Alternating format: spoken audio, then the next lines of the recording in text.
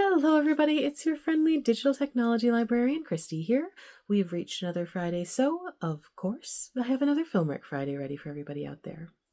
So we are continuing on with our horror recommendations in October, and this week we are focusing on the theme of creeping dread, those horror films that leave you feeling terribly unsettled, especially as that sort of tension ratchets up as scene after scene goes by.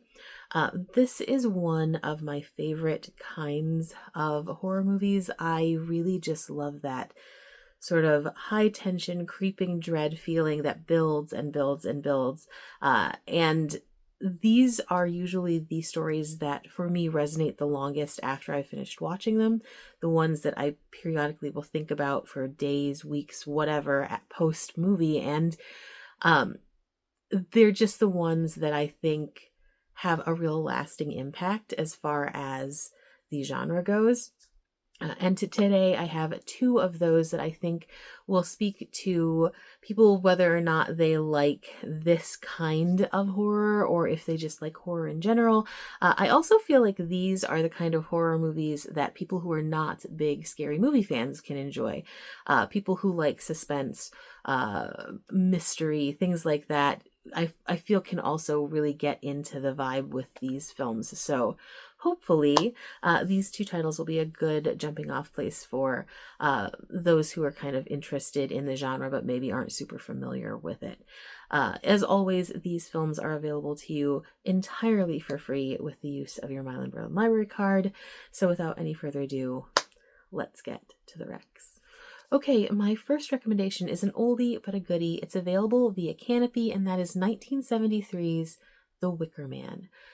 Please, please, please do not confuse the 1973 Wicker Man with the fairly horrendous Nicolas Cage remake from the 2000s. Very different films. Even if you've seen the newer version and hated it, don't worry. The first one is so very different.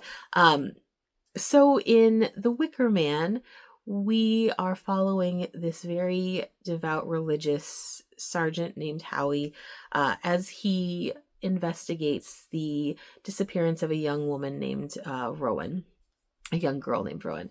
He is sent to this very remote location called Summer Isle. It's an island off the coast of, I want to say, Scotland, and pretty much from the very get-go, he can tell something is not quite right about the island or the people that inhabit it. And the more he investigates, the more it becomes clear that things are not going to add up. There is something that is being hidden and hidden specifically from him.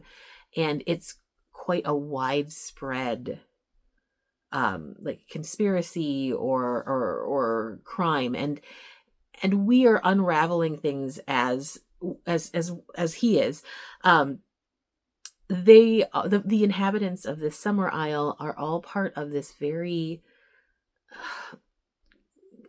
Celtic style pagan religion, and it feels quite cultish very early on.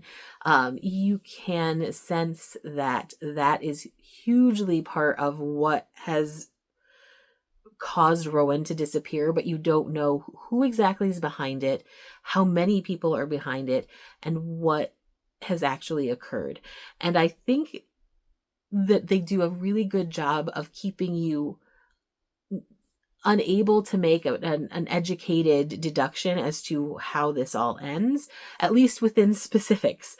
And I love that sort of thing, where you know something bad is going to happen. You absolutely do. Like, that's the whole creeping dread, unsettling feeling, but not being able to like make any kind of predictions, I find so much more terrifying. That's why I feel like a lot of times straightforward mysteries don't really entertain me as much as things like this, because, you know, I think there is so much more willingness to kind of go out in left field when it comes to like horror mystery than more straightforward mysteries where things have to follow like logic.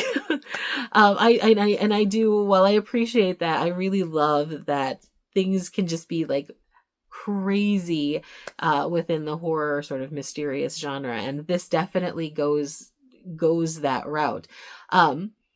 It is very unsettling in a lot of scenes. Some scenes might be a little too out there for like a non-horror fan, not because of blood, guts, and gore. It really isn't like that. Is not this kind of horror movie, but just because it does get really weird really fast, and it definitely amps up that atmosphere. I think if it didn't push the boundaries of like, you know, what makes sense and like what becomes kind of surreal and abstract, I think the movie would not work as well as it does. Now, one of the things that I found was really, really fascinating about The Wicker Man, because I do think it's such a solid film, is that it was kind of vaguely inspired by a 1967 novel by David Pinner called Ritual. I ended up reading Ritual just because I was curious, because I do like the original Wicker Man so much. And Ritual is a horrendously bad book. It is terrible. Like really bad, badly written. It's just not a good novel. And how they come from that to The Wicker Man, because they generally, it takes any of the reasonable or good pieces of the Ritual and turns it into something really, really fantastic. I think that's such an interesting concept, how you can take something that is truly not good and make it into something that is quite memorable, and I do think is a great example of a theme or for part of a genre. That's just super impressive to me. And in any case, if you do like, as I said, that sort of mysterious, creeping dread, tension ratcheting film, make sure you check out 1973's The Wicker Man. It is really, really solid, and it is one that I do think will stay with you after you watch it, make you think, make you cringe, make you kind of frustrated. And I love stuff like that. So again, available via Canopy, 1973's The Wicker Man. Okay, my other recommendation for this week is probably one of my favorite horror films from the last handful of years, and that is 2016's The Wailing. So The Wailing is a South Korean horror film that is very deeply entrenched in sort of East Asian mythology and supernatural stories. It is super unsettling. Like one of those movies that made me feel uncomfortable for quite some time after watching it. I just kept thinking of certain scenes and just as a chill would run up my spine from some of these things. And the other part that I really loved about this is that it plays along with that classic concept of the outsider, the dangers of the outsider. Now, one of the really interesting offshoots of the whole outsider within horror genre is that it usually falls into one of two camps. Either that outsider is in fact completely innocent and we're actually supposed to be blaming someone who's super entrenched within whatever community we're dealing with, or that outsider is in fact the complete and utter heart of the problem. And you never know which way the movie is going to go in. Like it could be either way. And I love that extra tension that comes in. I also think that it just plays upon the human fear of the outsider to begin with. That's a concept that's in every genre, right? It happens in real life. That is just a thing. It is a very human, visceral reaction. And I love that these stories prey upon that, sort of very human fear. Now, throw that really natural sort of response in and combine it with the supernatural and the unpredictability of the supernatural. And then it's just a crazy, crazy ball game. And this movie is that all over the place. So in this very remote little village, an outsider is spotted. And not long after this outsider is spotted, these violent killings start occurring. People murdering their families who have never shown any sign of violence whatsoever. Is it actually tied to this man, or is there some sort of drug that is involved? What is going on? And we sort of have to unravel that. And as we do that, as we do follow the leads and follow the detective who is sort of in charge of this investigation within this small town, it becomes more and more muddy as to the reality of the situation. What is happening? Who is behind it? Why are certain people being targeted?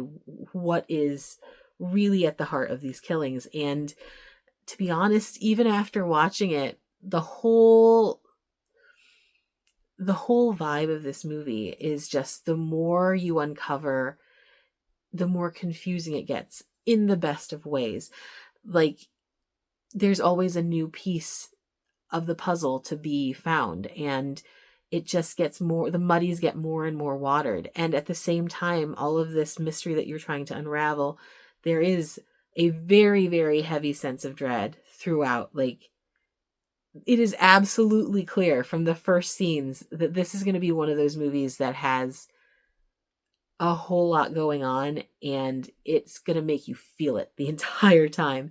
Um, there are a handful of really good jump scares, and I'm not a jump scare person whatsoever. I that is probably one of my least favorite things within horror movies. I'm not a jump scare person, but they are incorporated so well into this story. Because you're feeling all of the tension from this film, those jump scares really catch you. Let me tell you. And I just really love the way that the pacing is throughout every scene. You know, it doesn't ever feel disjointed. There's sometimes slightly less well laid out movies like this, where you do feel like maybe there's a little too much exposition. Could they get going with the plot? And at no point for me did it feel that way. It was just like, and it wasn't too fast either. There are times when you feel like a story could be given some room to breathe. This is sort of the perfect balance. I really do think so. And I had a hard time telling exactly how this was going to end. Like, I'm still, when I'm thinking about it, a little bit distressed by the ending of this film, like, and not seeing exactly how it was going to go. And I think that's great. I love that fact. So if you do enjoy like very tightly woven thrillers with a whole lot of horror, like a whole lot of horror and supernatural elements, this is one to check out. The Wailing, it is available on Canopy, and it is absolutely fantastic. Okay, so those were my recommendations for this week. If you have any recommendations for unsettling films that really lean into the whole creeping dread concept, please recommend those in the comments. As I mentioned, they're my favorite part of this genre, so always looking for other movies to check out. If you have any recommendations for themes you'd like us to delve into, definitely share those thoughts as well. As always, thank you so, so much for joining me. This whole month is just my favorite month of the year as far as being able to pick recommendations goes. So it's just really so much fun for me. Again, thank you so much for joining me, and hopefully I will see you next time. Bye-bye.